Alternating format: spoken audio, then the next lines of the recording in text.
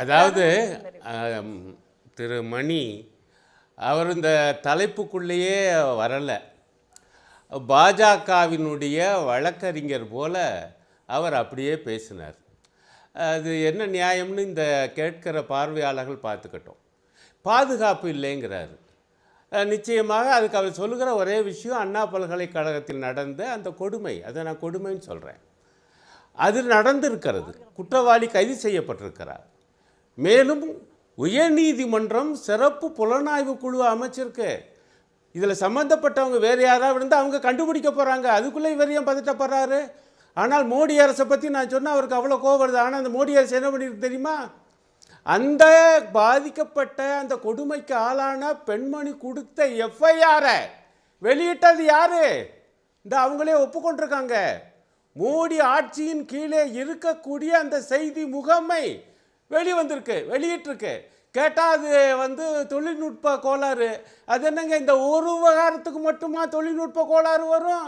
மிச்ச எஃப்ஐஆர்லாம் வரலீங்களே ஐயா.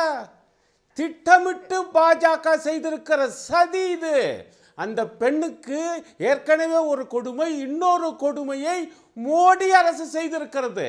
அதை பற்றி பேசுவதற்கு இவருக்கு வக்கு இல்லை, வகை இல்லை, தெம்பில்லை, திராணி இல்லை. இங்கே என்னையெல்லாம் விமர்சித்து அவர் பேசுகிறாரு. நான் மீண்டும் சொல்லுகிறேன், நீங்கள் ஆளுகிற இன்றைக்கு 10 ஆண்டுகளாக ஆண்டு கொண்டிருக்கீங்க. ஆனால் 1 கோடி பேர் பள்ளியில் சேருகிற எண்ணிக்கை என்பது குறைஞ்சிருக்கு. இது வெட்கக்கேடு இல்லையா? நீங்கள் ஆளுகிற பல மாநிலங்கள், பல ஆண்டுகளாக ஆளுகிற மாநிலங்களில் இன்றைக்கு இடைநிற்றல் அதிகரிச்சிருக்கு. இது வெட்கக்கேடு இல்லையா? இந்த வெட்கக்கேடையெல்லாம் சுட்டி காண்பிக்க கூடாது என சொல்வதற்கே இதை தயவு செய்து இதை பார்க்கிற நேயர்கள் புரிந்து கொள்ளுங்கள். ஒப்பிடவே கூடாதான். அது ஏன் அப்படி என்றால் அப்ப தமிழ்நாடை பற்றி அவங்களால விமர்சிக்க முடியல இந்த விஷயத்துல, இந்த கல்வியில.